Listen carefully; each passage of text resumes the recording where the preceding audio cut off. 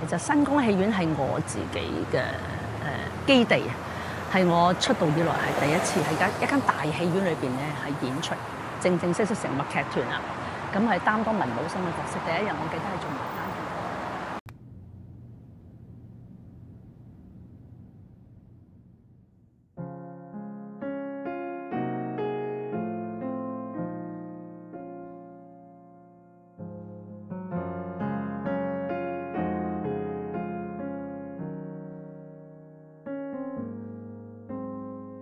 發現了吧，深入黑的瞬間，那份震撼，遲遲無法習慣。新光係我中意佢一啲以前嘅感覺，紅色嘅梳化啦、燈啦、lobby 嗰個裝修啦，係好有我哋50、60年嘅 feel。因為你唔捨得離開，而家就係唔捨得離開。和你那晚夜，假使通宵出去玩，會問過吧，床前談笑達旦，可惜當夜未夠。呢度就好似係翻到屋企啦，去到邊度轉左手邊就係想有張台㗎啦，攞嚟食，打開台。我唔捨得新光點解咧？因為好似係我哋一個生活嘅一部分。好感嘆嘅，愛上係覺得香港冇咗一間有代表性嘅戲院，呢個係我哋全港市民都要關注。好開心，已經係講唔出咗嘅時候，即係有機會同新光戲院重聚係一個好嘅訊息。即係因為就係知以為成功啦，喺戲曲界亦都多個場地，係一個好嘅新年願望啦，真係願望成真。所以我好相信一樣嘢，就話世上無難事，只怕有心。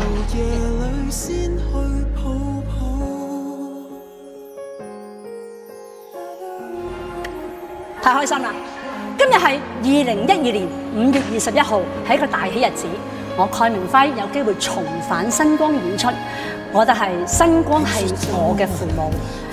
初時諗住同父母冇機會再見面啦，但係今日有機會骨肉團聚。我愛新光，我愛我嘅父母。新光，I love you，好多謝。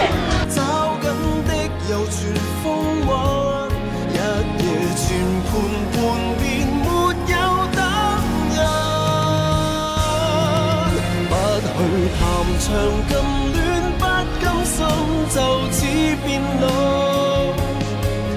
好多觀眾咧又喜歡嚟新光睇戲啦，因為佢嗰個舊嘅情懷好好。所有 fans 聽都話：哎呀，新光有得繼續落去，真係開心，因為佢交通方便。好多我哋啲前輩啊，我哋嗰啲長者啊，係識咗新光。今天不做就變老，不要在你流夜裏先去抱抱。你好啊，想問下咧，即係之後個劇團嘅去向會係點樣啦？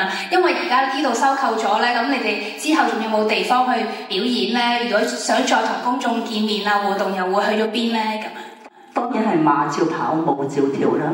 即係冇咗個場地，唔代表冇咗生命啊嘛。新光重開，鑼鼓再響。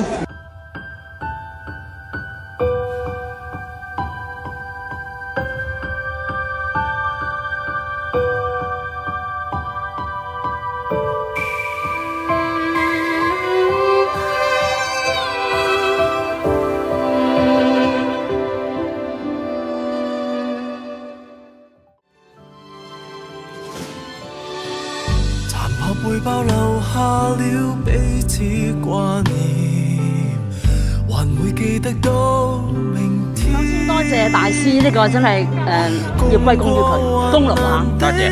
因為咧，新光戲院係我初出道嗰陣時第一次踏足個舞台，佢亦都係我媽媽，亦都我爸爸，咁係好有情意結嘅。因為新光戲院真係好有我哋嘅傳統嘅粵劇 feel 嘅，喺新光演出咧係好有感覺咯。每一個角落啦、舞台，任何一個地方我都熟悉嘅，即係有印象嘅，發夢都記得佢。咁變咗係我好感謝新光呢個平台，真係好感謝，因為當時做新人咧係比而家做新人更加。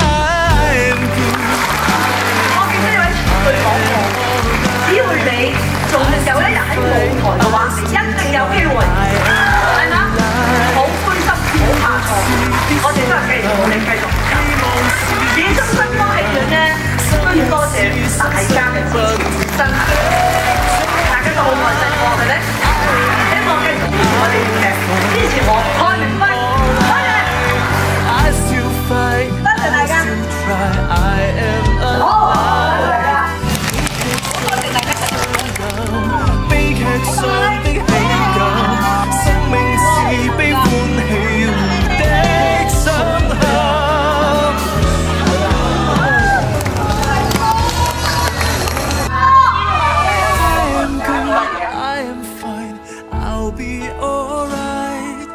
多謝你哋，拜拜。